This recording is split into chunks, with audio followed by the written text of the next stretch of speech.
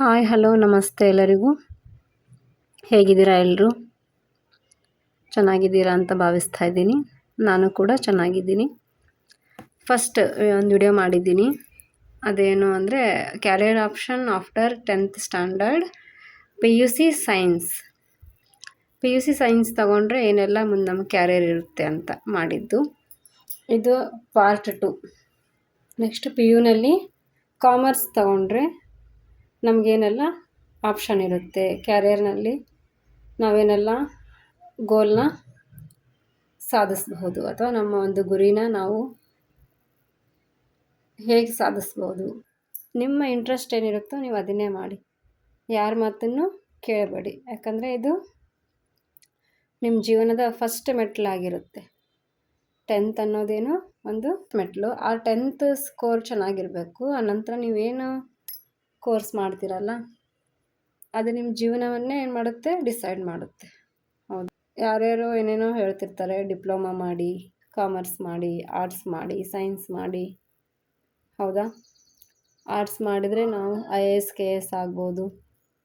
ಅದೆಲ್ಲ ಏನೂ ಇಲ್ಲ. ಯಾವುದೇ ಒಂದು ಕೋರ್ಸ್ ಮಾಡಿ, ಮೇನ್ಲಿ ಇಂಟರೆಸ್ಟ್, ನಿಮ್ಮ ಆಸಕ್ತಿ, ನಿಮ್ಮ ಅಭಿರುಚಿ. ಹೌದಾ, ನಿಮ್ಮ ಆಸಕ್ತಿ ಯಾವ ಒಂದು ಸಬ್ಜೆಕ್ಟ್ ಮೇಲಿರುತ್ತೋ, ಯಾವ ಒಂದು ಕೋರ್ಸ್ ಮೇಲಿರುತ್ತೋ ಅದನ್ನು ನೀವು ಸೆಲೆಕ್ಟ್ ಮಾಡ್ಕೋಬೇಕು.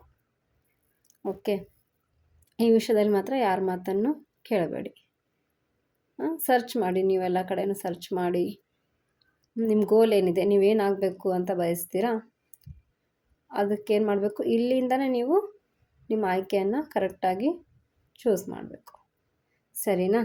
ಓಕೆ, ಸೆಷನಲ್ಲಿ ಕಾಮರ್ಸ್ ಮಾಡಿದರೆ ನಿಮಗೇನೆಲ್ಲ ಆಪ್ಷನ್ ಇರುತ್ತೆ, ಕ್ಯಾರಿಯರ್ ಗೋಲ್ಸ್ ಏನೆಲ್ಲ ನೀವು ಇಟ್ಕೊಂಡಿರ್ತೀರ ಅದಕ್ಕೆ ಆ ಥರ ನೀವು ಇದು ಮಾಡಬೇಕಾಗುತ್ತೆ. ಕ್ಯಾರಿಯರ್ ಗೋಲ್ಸ್ ಅಂದರೆ ಏನು, ಇಲ್ಲಿ ನೀವು PUCನಲ್ಲಿ ಎಲ್ಲ ಸಬ್ಜೆಕ್ಟ್ನ ಕಲಿತೀರ. ಹೌದಾ, ನೆಕ್ಸ್ಟ್ ಡಿಗ್ರಿ ಲೆವೆಲ್ ಅಂದರೆ ಕ್ಯಾರಿಯರ್ನಲ್ಲಿ ಏನು ಮಾಡ್ತೀರಾ, ಆ ಎಲ್ಲ ಸಬ್ಜೆಕ್ಟ್ಗಳಲ್ಲಿ ಒಂದನ್ನು ಚೂಸ್ ಮಾಡ್ಕೊಂಡು ಹೋಗ್ತೀರಾ ಡಿಗ್ರಿನಲ್ಲಿ. ಹೌದಾ, ಆ ಒಂದು ಸಬ್ಜೆಕ್ಟ್ ಮೇಲೆ ಮತ್ತೆ ಸಬ್ ಡಿವೈಡ್ ಆಗುತ್ತೆ. ಸರಿನಾ? ಇಲ್ಲಿ PUCನಲ್ಲಿ ಕಾಮರ್ಸ್ ತಗೊಂಡಾಗ ಕಂಪಲ್ಸರಿ ಸಬ್ಜೆಕ್ಟ್ಸ್ ಅಂತ ಬರುತ್ತೆ. ಅಲ್ಲಿ ಸೈನ್ಸಲ್ಲಿ ಹೆಂಗೆ ಬಂತು, PCMB ತಗೊಳ್ಳೇಬೇಕು, ಅನಿವಾರ್ಯ. ಅದೇ ಥರ ಇಲ್ಲಿ ಕಂಪಲ್ಸರಿ ಸಬ್ಜೆಕ್ಟ್ಸ್ ಅಂತ ಬರುತ್ತವೆ. ಅಕೌಂಟೆನ್ಸಿ, ಬಿಸ್ನೆಸ್ ಸ್ಟಡೀಸ್, ಎಕನಾಮಿಕ್ಸ್ ಮತ್ತು ಇಂಗ್ಲೀಷ್. ಈ 4 ತಗೋಬೇಕು. ಈ 4 ಜೊತೆಗೆ ನೀವು ಏನು ಮಾಡಬೇಕು, ಆಪ್ಷನಲ್ ಸಬ್ಜೆಕ್ಟ್ಸ್, ಫಿಸಿಕಲ್ ಎಜುಕೇಷನ್ ಆದರೂ ತೊಗೋಬೋದು, ಸ್ಟ್ಯಾಟಿಸ್ಟಿಕ್ಸ್ ಆದರೂ ತೊಗೋಬೋದು, ಅಥವಾ ಮ್ಯಾಥಮೆಟಿಕ್ಸ್, ಆಮೇಲೆ ಇನ್ಫಾರ್ಮೆಟಿಕ್ಸ್ ಪ್ರಾಕ್ಟೀಸಸ್, ಇದಕ್ಕೇನಂತ ಹೇಳ್ತೀವಿ, CS ಅಂದರೆ ಕಂಪ್ಯೂಟರ್ ಸೈನ್ಸ್ ಅಂತಲೂ ಹೇಳ್ತೀವಿ. ನೆಕ್ಸ್ಟ್ ಹಿಂದಿ. ಸರಿನಾ? ಹಿಂದಿ ಲ್ಯಾಂಗ್ವೇಜ್, ಹಿಂದಿ ಆದರೂ ತೊಗೋಬೋದು, ಕನ್ನಡ ಆದರೂ ತೊಗೋಬೋದು, ಸಂಸ್ಕೃತ ಆದರೂ ನೀವು ತೊಗೋಬೋದು. ಸರಿನಾ? ಇಲ್ಲಿ ಈ 4 ಸಬ್ಜೆಕ್ಟಲ್ಲಿ ಒಂದನ್ನು ನೀವು ತೊಗೋಬೇಕು. ಯಾವುದು, ಫಿಸಿಕಲ್ ಎಜುಕೇಷನ್, ಸ್ಟ್ಯಾಟಿಸ್ಟಿಕ್ಸ್, ಮ್ಯಾಥಮೆಟಿಕ್ಸ್ ಮತ್ತು ಇನ್ಫಾರ್ಮೆಟಿಕ್ಸ್ ಪ್ರಾಕ್ಟೀಸಸ್.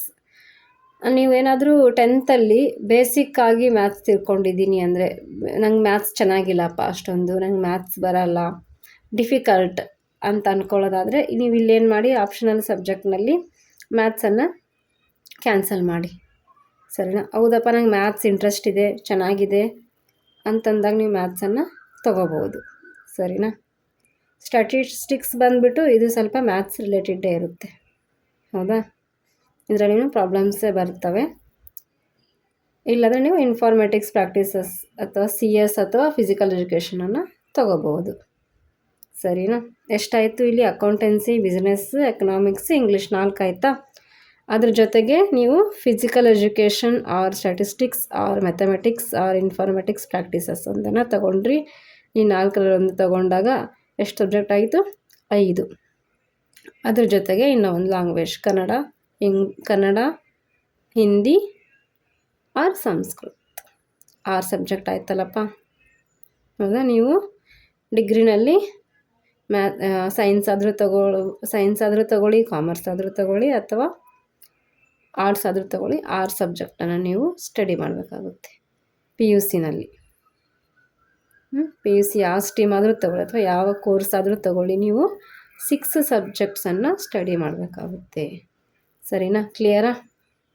ಇದರಲ್ಲಿ ಏನಾದರೂ ಡೌಟ್ ಇದ್ದರೆ ಕಮೆಂಟ್ ಸೆಕ್ಷನಲ್ಲಿ ರೈಸ್ ಮಾಡಿ, ನಾನು ಅದಕ್ಕೆ ಹೇಳ್ತೀನಿ, ಆನ್ಸರ್ ಮಾಡ್ತೀನಿ. ಓಕೆ, ಸರಿ. ಇಷ್ಟೇನು ಪಿ ಯು ಸಿ ಕಾಮರ್ಸ್ ಸಬ್ಜೆಕ್ಟ್ಗಳು, compulsory subjects and optional subjects. Okay, ಇನ್ನು ಮುಂದೆ ಏನು ಮಾಡೋದು, ಕ್ಯಾರಿಯರ್ ಗೋಲ್ಸ್ ಅಥವಾ ಡಿಗ್ರಿ.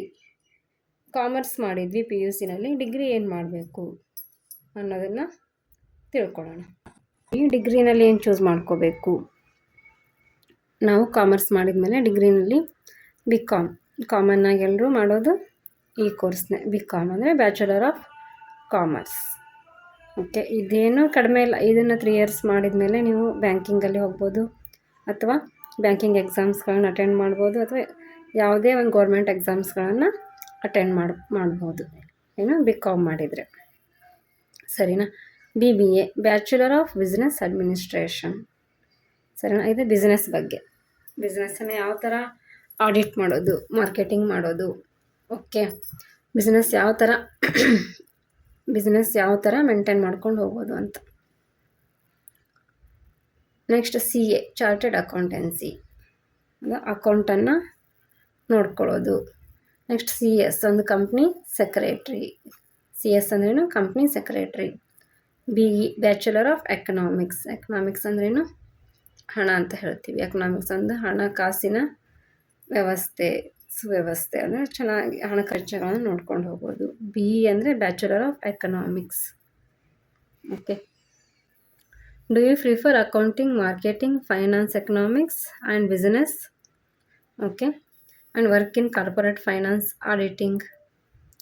ನೀವೇನು ಮಾಡ್ಬೋದು? ಅಕೌಂಟಿಂಗ್ ಮತ್ತು ಮಾರ್ಕೆಟಿಂಗ್, ಆಮೇಲೆ ಫೈನಾನ್ಸ್, ಎಕನಾಮಿಕ್ಸ್ ಅಂದರೆ ಒಂದು ಫೈನಾನ್ಸ್ ಬಗ್ಗೆ ಏನು ಮಾಡ್ಬೋದು ನೀವು?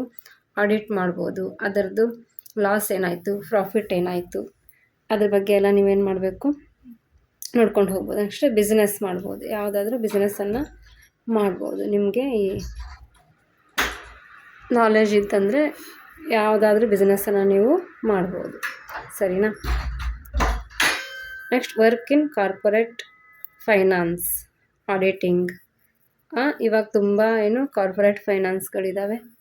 ಯಾವ ಫೈನಾನ್ಸ್ಗಳಲ್ಲಾದರೂ ನೀವು ಜಾಯಿನ್ ಆಗ್ಬೋದು, ವರ್ಕ್ ಮಾಡ್ಬೋದು. ಓಕೆ, ಅಕೌಂಟೆಂಟ್ ಆಗಿ ವರ್ಕ್ ಮಾಡ್ಬೋದು ಅಥವಾ ಆಡಿಟಿಂಗ್ ಮಾಡ್ಬೋದು. ಸರಿನಾ? Next take entrance exams like CA and CS. CA ಅಂದ್ರೇನು? Chartered accountancy. CS ಅಂದರೆ ಕಂಪ್ನಿ ಸೆಕ್ರೆಟ್ರಿ. ಅಥವಾ ನೀವು ಎಂಟ್ರೆನ್ಸ್ ಎಕ್ಸಾಮ್ಸ್ಗಳನ್ನ ಬರಿಬೋದು CA ಮತ್ತು CSಗೆ. ಎಂಟ್ರೆನ್ಸನ್ನು ಪಾಸ್ ಮಾಡಿಕೊಂಡು ಮುಂದೆ ನೀವು ಒಂದೊಳ್ಳೆ ಹುದ್ದೆಗಳನ್ನ ನೀವೇನು ಮಾಡ್ಬೋದು? ಪಡ್ಕೋಬಹುದು. ಓಕೆ, ಅರ್ಥ ಆಯಿತು ಅನ್ಕೋತೀನಿ. ಏನಾದರೂ ಕನ್ಫ್ಯೂಷನ್ಸ್ ಇದ್ದರೆ, ಡೌಟ್ಸ್ ಇದ್ದರೆ ಕಮೆಂಟ್ ಮಾಡಿ, ನಾನು ಆನ್ಸರ್ನ ಮಾಡ್ತೀನಿ. ಓಕೆ, ಇಷ್ಟೊತ್ತು ನನ್ನ ವಿಡಿಯೋ ನೋಡಿದ್ದಕ್ಕಾಗಿ ಧನ್ಯವಾದಗಳು. Thank you so much all. Please like, share and subscribe ಮಾಡಿ. ನಿಮ್ಮ ಫ್ರೆಂಡ್ಸ್ಗೆ ಶೇರ್ ಮಾಡಿ. ಸಬ್ಸ್ಕ್ರೈಬ್ ಮಾಡೋದ್ರಿಂದ ನನ್ನ ಎಲ್ಲ ವಿಡಿಯೋಗಳಿಗೆ ನೋಟಿಫೈ ಆಗಿರ್ತೀರಾ ಅಂತ ಹೇಳ್ತಾ ಈ ಒಂದು ಸೆಷನನ್ನು ಇಲ್ಲಿ ಮುಗಿಸ್ತೀನಿ. Thank you.